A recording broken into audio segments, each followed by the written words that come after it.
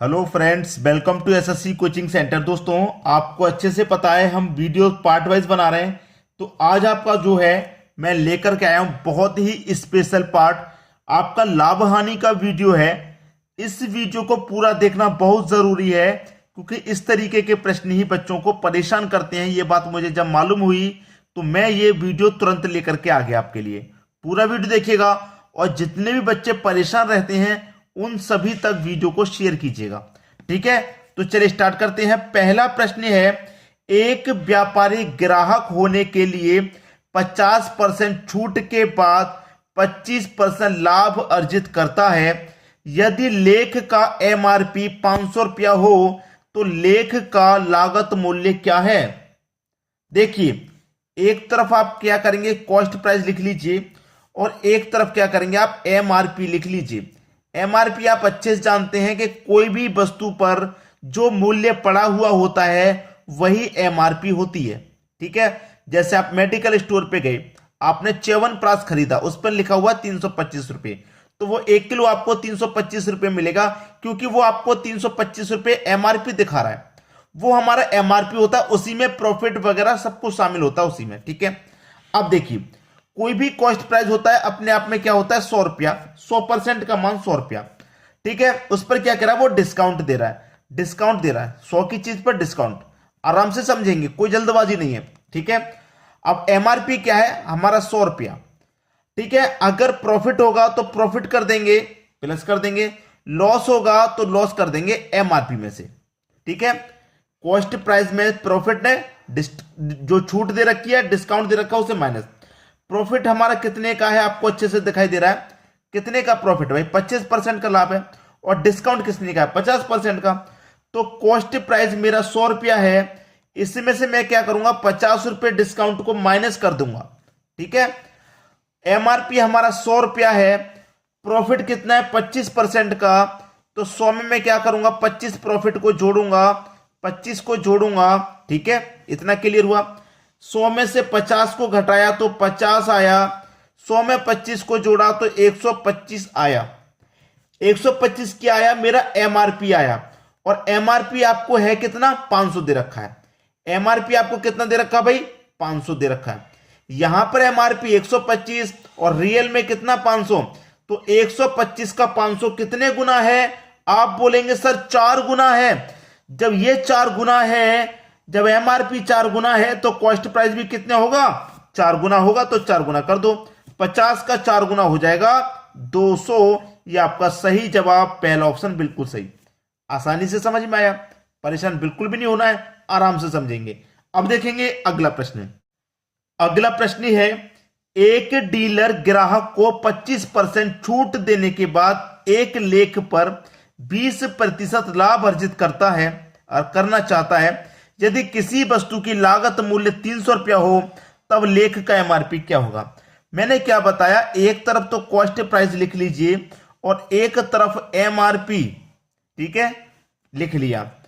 Cost price कितना होगा 100, उसमें से माइनस क्या कर देंगे, डिस्काउंट जो दे रखा है। एमआरपी कितना होगा 100, उसमें हम क्या करेंगे, प्रॉफिट होगा तो प्लस कर देंगे, ठीक है, लॉस होगा तो माइनस। यही चीज मैं आपको बताता हुआ रहा हूं, क्लियर। अब देखिए हमारे पास क्या है, 25% की छूट, यानी कि डिस्काउंट कितने का है, 25 का।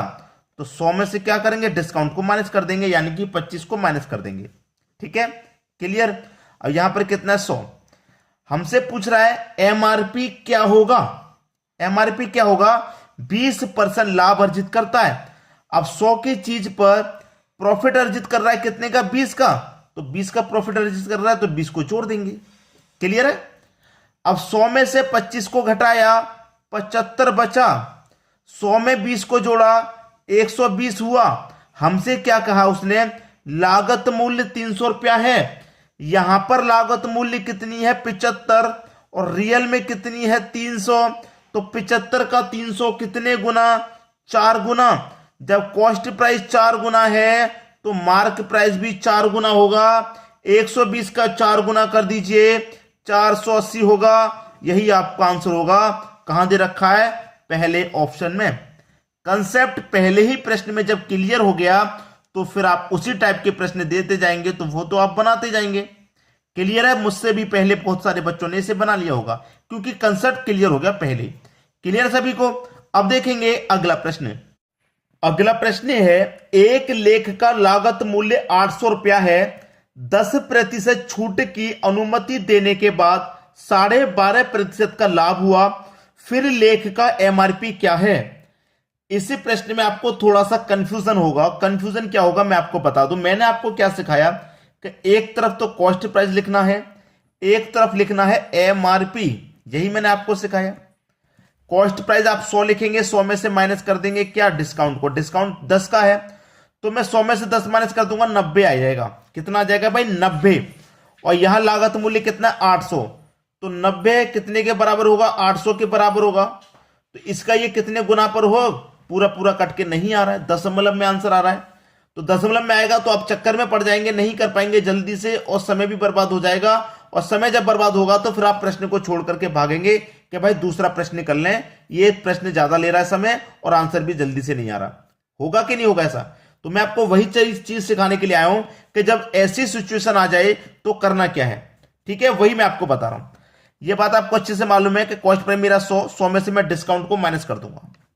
ठीक है, 100 में से डिस्काउंट को माइनस। एमआरपी मेरा 100 में क्या कर दूंगा? प्रॉफिट को प्लस कर दूंगा। ठीक है, अब मुझे दिया क्या गया? 10% की छूट। डिस्काउंट कितना है? डिस्काउंट बराबर मेरा 10%। इसकी मैं फ्रैक्शन वैल्यू निकालूंगा तो क्या होगा भाई? 10% की फ्रैक्शन वैल्यू 1/10 होती है। और प्रॉफिट मेरे पास कितना है? 12.5 का। प्रॉफिट मेरे पास कितना? 12.5%। इसकी भी मैं क्या करूं? फ्रैक्शन वैल्यू निकाल लूं तो 12.5 की फ्रैक्शन वैल्यू 1/8 होती है। 1/8। क्लियर है? अब देखिए ये मेरा अनुपात में है। जब ये मेरे पास अनुपात में है तो मैं 100 से 100 से कटा लूंगा। मेरे पास 100 एक कम 100 कटेगा और ये भी 100 एक कम 100 कटेगा। ठीक है, माइनस डिस्काउंट कितना है मेरे पास? 1/10, तो मैं 1/10 ले लूंगा। प्रॉफिट मेरे पास कितना है? प्रॉफिट मेरे पास 1/8, तो प्रॉफिट को क्या करेंगे? प्लस। तो 1/8। 10 का गुना 1 से करूंगा, 10 में से घटा दूंगा 1 तो 9 आ जाएगा, 9/10। ठीक है, 8 एकम 8, 8 में जोड़ूंगा 1 तो 9/8 हो जाएगा, ये 9/8। क्लियर है? अब मेरे पास क्या है? लागत मूल्य 800 रुपए, और लागत मूल्य मेरे पास कितना है? 9/10 आया है। अब 9 से 9 कट जाएगा, ये 2 से कटाऊंगा 5 बार में, 2 से कटाऊंगा 4 बार में। भाई ये 9 एक कम 9 कटा, ये भी 9 एक कम 9। अब कैंची का गुना होगा तो 4 का गुना 1 से रहेगा तो 4, और 5 का गुना 1 से रहेगा तो 5। तो ये यहां से नीचे से हट गया, 4 इधर आ गया, 5 इधर। अब मेरे पास लागत मूल्य कितना? 800 रुपए। कितना भाई? लागत मूल्य मेरे पास 800 है, अनुपात में 4 आया है, रियल में 800। तो 4 का 800 कितने गुना? आप बोलेंगे सर 200 गुना है। जब कॉस्ट प्राइस 200 गुना है, लागत मूल्य 200 गुना है, तो भाई एमआरपी भी तो 200 गुना हो जाएगा। 5 दूने का 10 और 20 मतलब 1000। कितना हो गया भाई? 200 गुना का मतलब 1000 हो गया। पहला ऑप्शन आपका बिल्कुल सही। बात सभी को आसानी से समझ में आ गई। अब देखेंगे हम अगला प्रश्न। अगला प्रश्न है, एक बाल्टी की निश्चित कीमत 300 रुपए है, दुकानदार 12% की छूट देता है और 10% लाभ प्राप्त करता है। यदि कोई छूट नहीं दी जाती है तब उसका लाभ प्रतिशत क्या होगा? देखिए वही करना है, एक तरफ कॉस्ट प्राइस और एक तरफ आपको एमआरपी ले लेना है। कॉस्ट प्राइस क्या होगा आप अच्छे से जानते हैं, 100, उसमें से हम डिस्काउंट को माइनस कर देंगे। एमआरपी भी 100, उसमें प्रॉफिट को हम प्लस कर देंगे। इतना क्लियर हुआ? प्रॉफिट को हम क्या कर देंगे? प्लस। अब देखिए मेरे पास 100 है, डिस्काउंट कितना है? डिस्काउंट है मेरे पास 12% की छूट, तो मैं 12 को घटा दूंगा। ठीक है, 100 में से 12 घटा दूंगा, 88 बचेगा। क्लियर? अब यहां पर मेरे पास कितना एमआरपी? 100। प्रॉफिट कितने का? 10% का। तो 100 में मैं क्या करूंगा? 10 जोड़ दूंगा तो ये 110 हो जाएगा। ठीक है, अब 88 की चीज को मैं 110 में बेचूंगा, कितने का प्रॉफिट होगा? 22 का। कितने पर? कॉस्ट प्राइस पर, मतलब 88 पर। और प्रतिशत के लिए क्या करूं मैं? 100 से गुना कर दूं। अब 22 से 88 कटेगा 4 बार में, और 4 से 100 कटेगा आपका 25 बार में, तो 25% का लाभ हो जाएगा। सी ऑप्शन आपका सही हो जाएगा। आसानी से क्लियर हो गया। अब देखेंगे अगला प्रश्न। अगला प्रश्न है, एक इलेक्ट्रिक आयरन की निश्चित कीमत 690 रुपए है, दुकानदार 10% की छूट देता है और 8% लाभ प्राप्त करता है।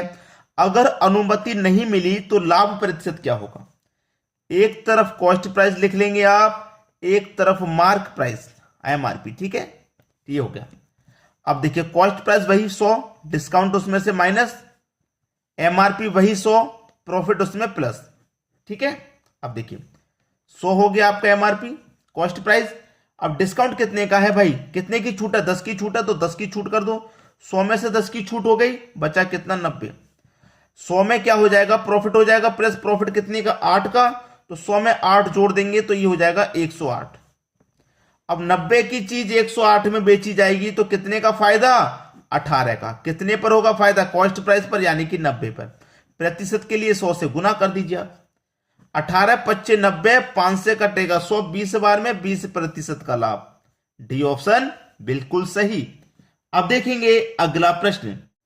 अगला प्रश्न है, यदि किसी आर्टिकल के चिन्हित मूल्य पर 20% की छूट दी जाती है तो दुकानदार को 60% लाभ प्राप्त होता है। यदि वह एक ही लेख पर 25% की छूट प्रदान करता है तो उसका लाभ प्रतिशत क्या है। भाई ये प्रश्न मैं आपको होमवर्क के लिए दूंगा, क्योंकि मुझे इतना पता है अगर मैंने ये प्रश्न आपको होमवर्क को दिया तो आपको बहुत कुछ सीखने को मिलेगा जब आप इसे घर से करेंगे।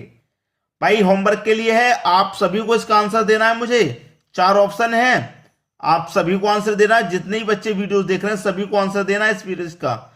आप आंसर नहीं देंगे तो आप इसका मतलब इस प्रश्न को करना ही नहीं जानते, और जब करना नहीं जानते और आपने मुझे आंसर भी नहीं दिया तो इसका मतलब क्या, आपने इसको करना भी नहीं सीखा। आपने सोचा ही नहीं कि भाई मैं इस प्रश्न को सीखूं। जब आप मुझे आंसर कमेंट नहीं कर रहे हैं तो इसका मतलब क्या होगा, यही मतलब होगा आप इंटरेस्ट ही नहीं लिया आपने इस प्रश्न में। और हो सकता है कि ऐसा ही प्रश्न जब एग्जाम में आ जाए तो फिर क्या करेंगे आप। कोई भी प्रश्न छोड़ना नहीं है, कोई छोटा बड़ा प्रश्न नहीं होता, सभी को सीखना है। अब होमवर्क के लिए मिला है तो सीखना है और आंसर भी करके बताना है। क्लियर सभी को। वीडियो देखने के लिए आपका बहुत बहुत धन्यवाद।